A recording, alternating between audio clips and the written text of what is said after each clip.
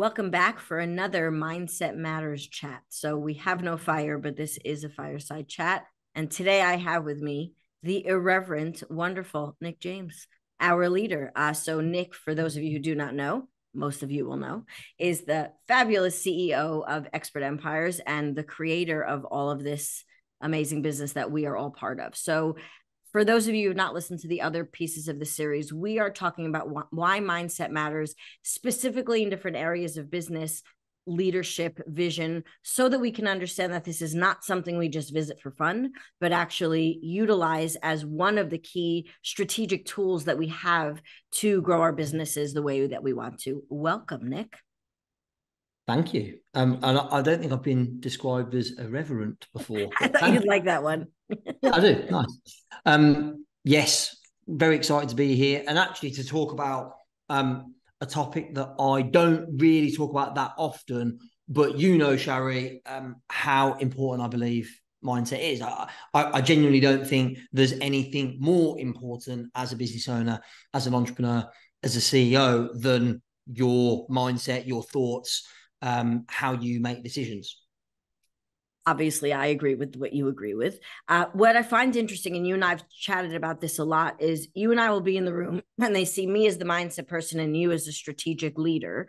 And they'll ask you a question. You'll give them a mindset or state change answer. And they ask you another strategic question. Yeah. But what do I do when this happens? And I think because, as you've shared many times, you've grown up in the personal development space, it's so part of who you are that it isn't something you had to go learn, which is probably why you don't talk about it as much, because it's just ingrained in you. It's how you've gotten where you've gotten. Yeah, and I do think it is something I had to learn. It just happens that I learned it from a very, very young age. And I often say, Shari, you've heard me say this before, I probably do take that for granted a bit. I forget because the things that I've been surrounded by since I was 12 years of age, now at 40 years of age, just are second nature. They seem obvious to me, but I forget that, I think. Mind you, I think a lot of people do the same. I think, I joke about it, but, people listen to one Tony Robbins audiobook or podcast episode and they go, right, mindset, tick, right, done. All done, all finished, nailed it. Forever. And it's like, well, hold on a minute. And like I say, hopefully this doesn't come across as arrogant in any way. It's like, I've been studying this stuff since I was 12. I'm now 40 and I'm still spending hours a week on mindset, on myself. So it really never ends. In fact, the deeper you go, the deeper it becomes obvious you can go as well. The more you discover about yourself, the more you realize there is to discover. So yeah, I think it's a never ending process and people forget that. I'm excited to have this chat with you for that reason, because this isn't a one and done, and it isn't, next level of the video game and then we're finished. So how do you navigate your strategic side of your brain and the growth that you want with who you want to be, and how do you remember both sides? Because I think this is what a lot of business owners struggle with. I see it on a day-to-day basis. The business grows and they forget about themselves, or they focus so much on themselves, the business is waning down here, kind of waiting for it to catch up. So I don't believe in balance. How do you navigate that dance between the two of growth? I think the first thing is to realize that the two are interlinked. You can't have one without the other.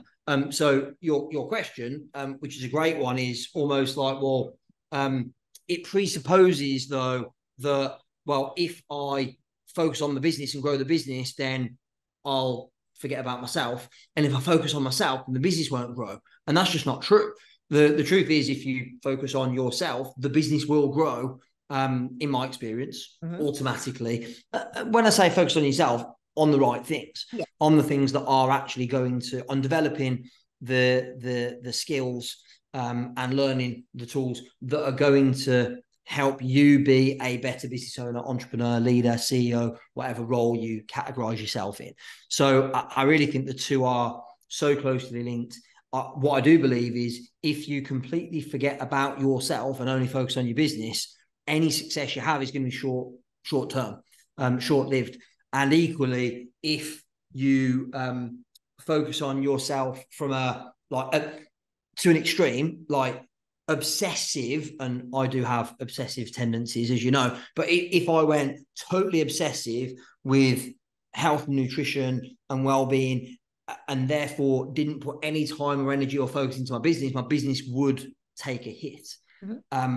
That said, if I don't focus on my health and fitness and well-being, my business will take a hit. So it's about having that. And I agree, I don't like the word balance, because it's in my mind, it's an illusion anyway. It doesn't really exist. Impossible. Yeah. And I think you hit on something really well, we're amazing here, which is why I help. Like, we have a lot of our clients, I coach a lot of them, and they'll come to me with presumably a business problem. And I joke with everyone, I could write a tell-all about the stuff that people tell me under the guise of business coaching.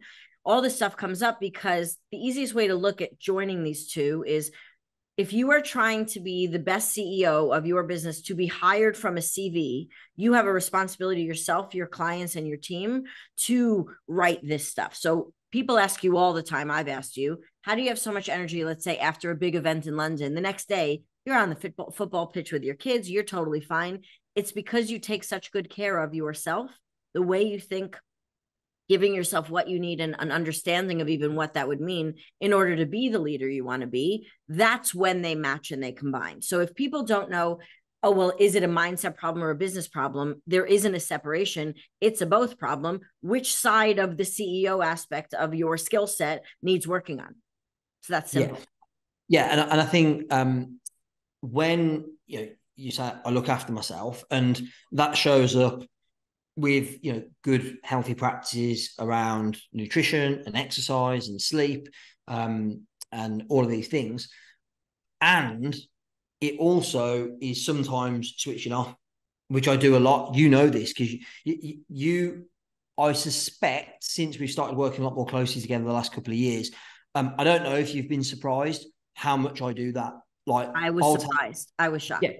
Yeah, I just took a week off with the family. We went to Portugal, played a bit of golf with my littlest. He's 10, Ty, and he loves to play golf. So I played a bit of golf with him, hanging out on the beach, had a few drinks, enjoyed myself, didn't think about work for a whole week, like completely switched off. And for years, I would not do that out of two things. One, fear that if I did that, then the business would suffer in that kind of week or so. And secondly, guilt that if I do that, and we've got a relatively significant team now, as 26 people. Like, when I'm doing that, then and everyone's back in the office working, I was feeling really guilty about that. And it took quite a long time for me to realize that by not switching off, I'm doing myself and the team and the business a disservice. So that when I come back after, a week plus, switched off completely, not focusing on business or on work, like today, I came back, and of course, Shari, you were there, and we ran a company-wide meeting, and I was able to deliver that meeting, I think, probably in much better energy and from a better place than I would have been if I'd not just taken a week out.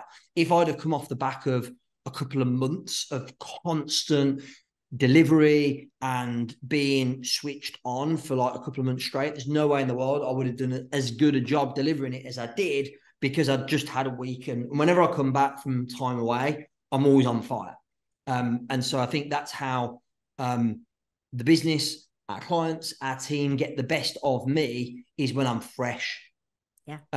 But they can't get the best of me when I'm not fresh. And by the way, I even though I can look after myself, eat well, train, sleep well, hydrate, you're still not getting the best of me if I've been doing that. Like, if I've been in the routine for 3, 4, 5 weeks without any break, like, you're not getting the best of me, even if I'm super healthy and well. You're just not, because physically I might be in a good place, but mentally and emotionally I'm empty. And so I think for me that I always talk about the importance of being selfish in a healthy way. I think I do that really well. Yeah, and I'm smirking here for those of you who can't see, because I coach our 6, 7, and some of the 8-figure clients, and this is a conversation I have so often. And I'm going to use the word ego, not from an egotistical place, but we think we're much more important for our businesses than we actually are. There are a lot of people who can do our jobs better. And as we build a team, do our jobs better. And we think we're that important to be there, where most times with most of our clients, the more they get out of the way, the better the business does. And the more space they have to be creative, to get back in the seat. And there's a real dance with this ego thing, because what I teach is what it takes to get from where you were to where you are most of the time the opposite qualities to get from where you are to where you want to go. Like when you started this a bunch of years ago and you were doing copy for people, I have no doubt your hours were crazy. You would do anything for anyone. You know, you were on all the time because it required that. And if you did that now, we would have a broken business with a very annoying CEO. No offense. I love you, but that would be torture. Oh, it can be pretty annoying even now at the best of times. But yeah, we send 100%. You on holiday. Yeah. Well, you know what's interesting? At first, I was actually quite surprised when I'd like take time out and I came back and hey, things have actually gone pretty well in my absence. But I'm no longer surprised because it's happened so many times where, you know, I'll take time out and it also, you know, especially when you have got a team, it empowers the people in that team to step up, step forward, to take more responsibility, to shine, to demonstrate their value, to do the work, which we spoke about this morning, is most fun for them and also requires and demands the most skill and expertise. And so it's very difficult for anyone in your team to really do that when you're at the center of it all and holding on to control of everything. So I think it's that letting go of control. And look, you have got to do it gradually. I don't think it would be smart to go from, right, you are controlling everything like a lunatic, and then all of a sudden, you know, hey, I'm off for a month, see you later, all the best. Like that's probably a recipe for disaster. So I think gradually over time, and, you know, I started off with, I don't think I'd ever taken a break completely where I had no email, no phone, no kind of connection to the team or anything work related until about 3 years ago. And I remember the first time I did it, I was petrified. And I had a week, but I'd really like prepared everything to, you know, like the team and notified people and done all that, I think, quite well. And I was pleasantly surprised when I came back that everything was great. And then I did it again and did like 10 days. And then in June, I did like 3 weeks, which I'd never done before, completely switched off. And, you know, I think, the more times you do that, the more belief and certainty and confidence you build in yourself, in your team. I guess the big question, which we haven't really addressed, is what if you don't have a team? Absolutely. And that was actually going to be my question. And what if it's not about a holiday? Because we have to learn how to do this in our role, even when we don't have a team member. And even if you have one or two, and it isn't about leaving, we don't always have to leave the building in order to learn how to delegate, see ourselves in our right seat, trust other people. Like this is all mindset stuff. People will think it's strategic. And that was going to be my next question. How do you, because I've seen you do it hundreds of times with clients of ours, and I do it as well. How do we diagnose when it's a mindset issue or a strategic issue? Because they're very closely linked. And it's usually pulling a thread on one side versus the other, rather than it's an all strategy or all mindset question. It's very rare that it's not mindset. Agreed. Really, like so rare. Like, don't get me wrong, there's certainly times where it's a strategic decision that needs to be made.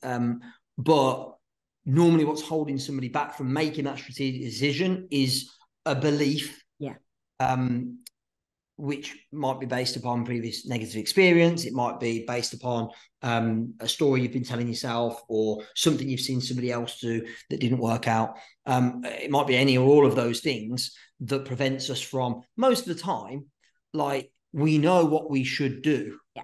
We just don't necessarily do it because we may not even be able to see the strategic options clearly because of these mindset things. So we don't look at things as equal opportunities. It's just can't do this because of that, can't do that because of that, and then there are no options left. So then we have a problem. So when it comes to someone who doesn't have a team, who's trying to step into their own version of self-leadership, and I ran a training with you in the room a few weeks ago for our whole team, a lot of them wouldn't class themselves as leaders, but whoever's listening here is looking for an avenue to find something in themselves that's different, whether it's their level of success, their income, their fulfillment, to be proud of their work. Look, I've had team members who I've broken because I wasn't up to this yet. So just because there may be physical people in the building doesn't mean that you got anywhere yet. This is a really big step to make from a mindset perspective. So how does someone do this before they have a team member or they're just starting to build a team? Yeah, I think let's talk about not having a team. And, you know, I've spoken about, you know, taking a week or 2 weeks or 3 weeks completely out of the business. Like, if you don't have a team, that's probably not practical. Yes. If you've got, you know, well, again, depends on size of business and stuff, but let's say you've got, you know, a reasonable volume of clients and you don't have any of the team, it's like you can't necessarily, depend on what the setup is, you can't just say, hey, clients, I'm uncontactable for 3 weeks. See you later. Well, you probably could, but there'd be some things you'd need to put in place first. So for me, it's about understanding the importance and the principle of taking time out for mind, body, and spirit. And that might be, rather than 3 weeks one time, it might be something daily that you do that gives you the time and space to switch off. I think there's one client I'm thinking of in particular who does have a team, but literally never switches off. Complete chaos and high stress.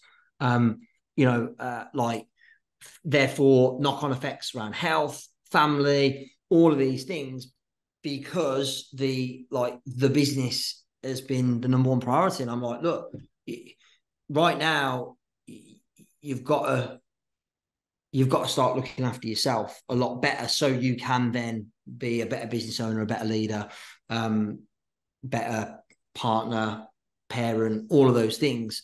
You've got to put those things, you've got to give them the attention they deserve, even to the point where, like, sleep. Like, if you're constantly stressed and worried about stuff, you're not going to sleep very well. So I think it's about all of these things together. And again, I mean, something as simple as, you're like, is it a strategic thing or is it a mindset thing? I'm like, if somebody's in overwhelm or confusion, or they feel like it's all chaotic in their business, I guarantee they're probably not sleeping very well. And if they're not sleeping very well, you're not going to be in the right place mentally to make good decisions, which can therefore resolve some of the chaos and the confusion and the overwhelm. So it's like a vicious circle. It's like an endless cycle that needs to be broken. And the only way that can be broken is by starting to do something different. And it always starts with you first. Amen. God, I couldn't have scripted this if I tried as good as it's coming out. So we discussed something on our team meeting this morning that I found really interesting. We were talking, it was not relevant how it came up, but we were discussing the idea of personal development versus skills that we need in our business. And I think this is a massive topic because, I mean, we can go to everyone we know's inbox and see which courses they've bought that they've never opened, to understand what people do in the pursuit of the development of being the right business owner and the skills that they need. What's your take on this? Attention to personal development, as well as bettering your tactical skills in business. Because listen, most of us don't have endless funds and time to be investing in this. How do we navigate choosing and prioritizing what we're ready for next? Yeah, honestly, 80-20. 80% mindset, 80% personal development, self-improvement, working on you, 20% tactical and practical skills. Because I'm not suggesting for a second, and, you know, one of our companies is a sales training company, not suggesting for a second that it's not a good idea to learn how to sell better in business, or that it's not a good idea to learn how to write copy, or how to, you know, automate certain functions in your business. All of those are useful, but still, the success of your business is probably most closely linked to the quality of decisions that you make, and the quality of decisions you make only can come from the beliefs you have or don't have, the energy that you bring to the table every day. If you're in crappy energy, you're going to make crappy decisions. If you're making crappy decisions, you're going to take crappy actions. If you take crappy actions, you're not going to have a very good business. So you have to do all that first. And you know, as I always share, you know, I'm still, after 28 years, of studying personal development obsessively, still it's never done. I'm listening to podcasts every day. I'll tell you something I do, which most people don't know about. So each day, on a normal day, when I'm in my kind of routine, I'll have time in the car to and from the gym, to and from the office. And in that time, I talk about this a lot. I'm consuming information, podcasts, audiobooks, that kind of thing when I'm traveling. But something I did it this morning. I don't do it every day, but I do it fairly often. Is I'll just be in complete silence. No information going in, no entertainment. Sometimes if I'm feeling like I just want to switch off completely, like often it will be like I've just come off the back of a 3-day event. I'm on the way home. No more talking. Yeah. I'm listening to Talk Sport on the radio. Like I just want something that I can just binge on, and it's not mentally or emotionally stimulating. It's just like almost like junk food, but for the brain. So I'll listen to Talk Sport, but quite regularly I'll just be in complete silence because it gives me the space to think and to process. And often people will talk about having their best ideas when they are in the shower or in other areas of the bathroom or whatever. Why? Because we've actually got nothing. There's no distraction. We're not thinking about anything. We're not watching TV or listening to an audiobook or a podcast, or we're not taking in information at that point. We're just kind of still and in peace. And so I think, and when you're driving along, for me, the same thing. Like most of the time, I'm driving to the office. It's the same route every day. I'm not thinking. I'm unconsciously making the journey.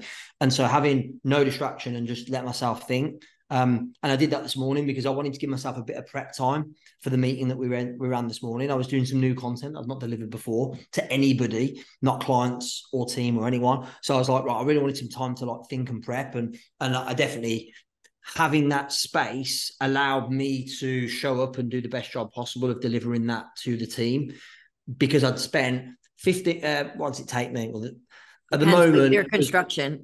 At the moment, you can there's get a lot to your of office shorter than you can. Yeah. For those that don't know, if you've not been to our office, our office is amazing.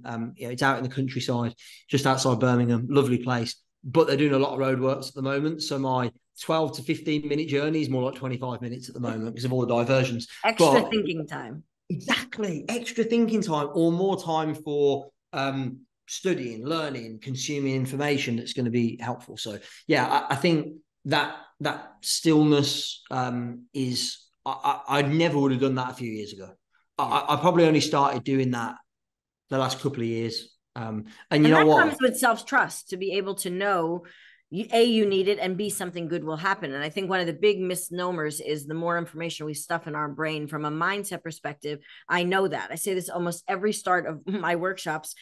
Just because you know a lot of what I'm going to teach doesn't mean you're doing it. So put down what you know, even for the day, and let's dive in, because the education and transformation are not automatically linked. If anything, so many of us in this space are so overly stuffed with information and not enough implementation or transformation or space that even if we've heard it 40 times, it hasn't gotten in because we haven't done any of it. Yeah. I think I would never have done that a couple of years ago. And the reason I started doing it, honestly, was just I got so busy, there was so much less space in my day.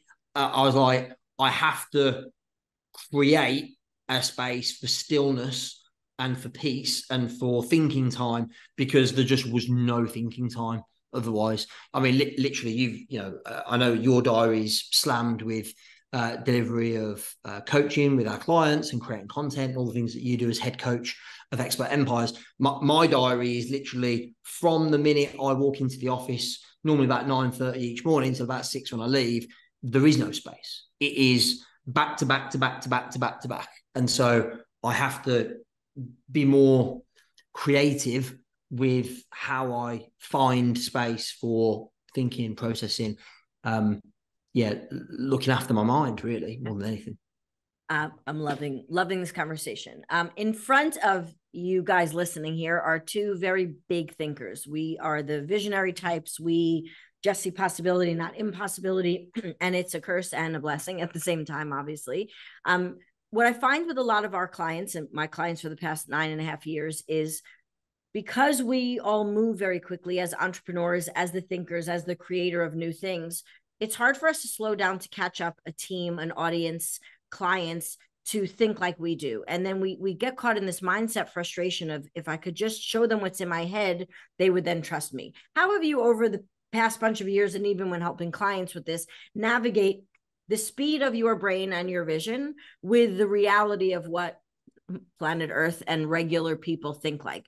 This comes down to how quickly people start changing their messaging, or don't test and give things the time they need to go in, because we think our best skills are when we're in speed. We now, as we discussed, talked about the space and perspective, but from an action taking place, many of us, when we aren't sure about our mindset, take a lot of frenetic action in our business, and actually doesn't help the business, and it doesn't help our connection with our clients. What advice would you give people when it comes to navigating the way our brains work? Yeah, I think first of all, you need to have an awareness or an understanding of how your brain works. Yeah. Because we're all different, right? So, you said we've got quite a lot in common, in that we're big thinkers, and we see possibilities and opportunities rather than risks or threats generally. So we're quite aligned in that respect. I think you've got to know and understand first and foremost what your natural tendencies are. I know that my natural tendency is speed. It is. And that can be a blessing and a curse. What I've had to realize over time is that just because my natural tendency is speed doesn't mean everyone else's natural tendency is speed. So when you and I sit down together, and have a conversation like we have here, it's a million miles an hour, and we love it. We're both in our comfort zone with that. And if I'm sitting down with certain members of my team or certain clients, they are not in their comfort zone. So I have to adapt in order to communicate in a more effective way. So I think understanding your brain, understanding your personality style. Shari, I do a load of work around DISC profiling in this regard. Like, first of all, me knowing, and again, that's another tool that I've been using since I was a kid, me knowing what my natural tendencies are and the pros and cons of those tendencies, and then being able to adapt accordingly, so that because without doubt, there are some negatives, some downsides to being as fast-paced as I am. Mm-hmm. It has, over the years, fortunately, not so much recently, but in the past, landed me in a lot of hot water where I've made a decision, taken an action, and it's blown up in my face, or it's caused a knock-on effect with the rest of the team, where they're like, they just weren't ready for that, and then there's a negative impact. So first of all, knowing yourself, what your strengths are, what your weaknesses are, and adapting accordingly. And so for me, it's how I suppose, to answer your question, how I manage that is by having structure. So what I don't do, even though it would be my natural tendency, is I don't any longer come up with an idea and implement straight away. Very rare will I do that. What I tend to do now is I'll come up with an idea, I'll bounce it to the team, knowing that we're not going to implement it straight away, which is challenging for me because I'm fast-paced. But knowing that in order to build an effective team, I can't just run off and do things on a whim. So I've got a bit of structure in place, and I've got a number of things in place structurally in the business that mean if anyone's got an idea or an opportunity, we can bring it to the table, we can discuss it, we can make a decision on it, and we can either act or not. And everybody has that same, I'm not exempt from that process just because I'm the CEO. I don't get to overrule everything and go, we're doing this because I said so. I have had to adapt in order to create a team that works in harmony. And so I think the first thing is the awareness. I talk about self-awareness a lot. I've been talking about a lot more recently at our events. For me, that's the number one thing. Like, to start you off, self-awareness, understanding yourself, your strengths, your weaknesses, your natural tendencies, so that you can then you can lead run your business from a more powerful place, and also, knowing what your biggest mistakes, the mistakes you might be prone to are, that makes a big difference. Thank you for that. That was very open and honest. And I want to highlight one thing for people to make sure they heard. It's first the self-awareness and understanding your strengths and weaknesses, and then not pouring them on everybody. This is who, a lot of entrepreneurs, well, this is who I am. I'm like this, and this is the way I've been, and this is why I don't have a job, and this and that. It's taking your strengths and understanding how that fits in the world. So that means getting uncomfortable to not work at the speed that you naturally do, to slow down and have to explain to other people, whether it's an audience, a team, clients, to make sure that the communication is there, the connection still stays. This is very hard work, which is why it's an ever-evolving process. There's no one, even when we have the self-awareness, that then knows what to do with it on a day-to-day basis. As an audience grows, as your prices go up, as you have more clients, you're doing bigger things, this all gets revisited in a cyclical way. It's not a one-and-done shot on this. Yeah, I mean, as you know, Shari, one of our values is we practice self-awareness and humility. And I genuinely, like, what does that really mean? Well, it means we practice, because it's not possible to be fully self-aware and act from a place of humility all the time, 24/7, 365. We're constantly working at it, but we're always working to be more self-aware, to understand ourselves better, and then have humility to go, because like you said, I think a lot of what I see in other people, clients, people who attend our events, business owners, entrepreneurs, is like, this is just how I am. You're gonna have to get on board with it. And I'm like, fine, if that's how you want to operate, you will. I guarantee your business will get stuck at a certain point, because that is arrogant. That is ego talking to go, this is just how I am. That's how, like, who are you to think that you're too good to change, to be open to adapting your style, to improving? And I think that's where we practice self-awareness and humility, which is one of our values, comes in. And that's why it's so important to me. Oh, I love it. This has been amazing. As our last closing thing, as you and I are obviously wanting to speak about the mindset of things we speak about in the room, but it's a really important thing to bring to the forefront. If you could give people, no matter what stage of business they're at, they're startups, they've been in it for a while, or they've got more stuff they need to clean up, to be honest, we know that from ProveWise. What's one tip on a day-to-day basis that you would give people, practically speaking, like great big ideas we talked about today? How do I wake up tomorrow and do something different? You know my philosophies. I'm curious of yours. Yeah, you know what? It's not really a tip so much as some words of reassurance. We all feel out of our depth. I feel out of my depth all the time. So right now, as I sit here talking to you today, I have never run, built, operated a business of this size before. And so constantly I feel out of my depth. I'm constantly going, like, at some point, somebody's going to realize that I'm winging it and I don't know what I'm doing. And I'm kind of just waiting for that data. But you know what? Like, what I realized, the more experience I've had and the more time I've spent around other very successful entrepreneurs, business owners, I've interviewed some amazing people at Expert Empires, of course. The more I've realized that, like, everyone's the same. Like, anyone in business, some of the top performing sports people in the world, like, all go, like, I'm not sure that I'm capable of this. I feel out of my depth, if they're being really honest. Now, a lot of times people go, no, I'm 100% confident in my ability. And by the way, I would say the same. I am 100% confident in my ability. But equally, and it sounds contradictory to what I've just said. They're very related. Yeah. Yeah, there's always that bit of me that goes like, I feel a little bit out of my depth. I don't know what I don't know. I've not done this before.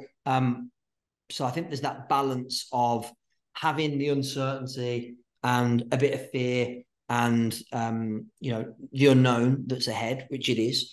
But equally going, and I'm going to trust myself that I'll work it out. And I think it's that it's the balance of those two things. It's having that fear, that uncertainty, of the unknown, but also trusting your own, call it what you like, ability, intuition, gut instinct, that you'll work it out. And it's served me fairly well so far. I couldn't have placed that better. Last week, I taught our clients on our coaching day an entire day about trust, exactly that. Because in order to grow, you've got to have your roots and the ability to be flexible. And that only comes when your foundation is solid. Amazing. Thank you so much, Nick James. This has been fabulous. Well, thank I know you. we've got a lot of cool mindset stuff coming up. So we're bringing this forward because we know this is a conversation that people need to start having, even in their strategy and their sales and their marketing and all that stuff. Well, and like, let me just reiterate, I want to remind you of something: 80-20. Yeah. 80%. I know it's cliche, and I know, I'm a keen golfer. So, it's said that 80% of success on the golf course is psychology and only 20% is mechanics. It's the same in business. It's the same in any area that you want to excel in, I believe. Yet most people are investing a disproportionate amount of time, energy, money, resource in practical, tactical learning, and not on psychology, mindset, learning how to show up in the best energy and as the best versions of themselves. And so my recommendation would be, because most of the time I suspect it's the opposite. It would be 80% mechanics and tactics, and 20% mindset and psychology, if that. So only when there's a problem, then they remember the psychology and the mindset. Yeah. Well, yeah, my invitation would be to really ask yourself, how much time, energy, resource am I putting into my own personal development, self-improvement, understanding of my mindset, my psychology, and I would implore you to up the ante on that. And I think when you do that, everything else works twice, 3 times, 5 times, 10 times as well. So that would be my recommendation for what it's worth. Amen. It's worth a lot. We'll find out. Everyone's now going to go do it. We're going to have a whole new self-evolved, aware business owners out there getting the results that they want because they're taking care of what they need. Thank you so much for hanging out with me today. And you guys will all tune in to our next episode in this. We've got some good ones coming up. Take care. Thanks.